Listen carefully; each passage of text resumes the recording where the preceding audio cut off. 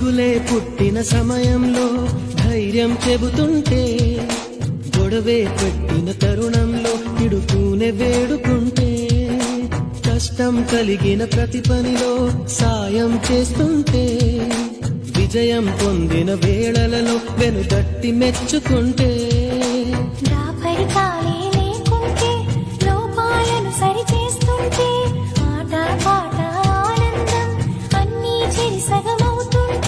ప్రేమంటారా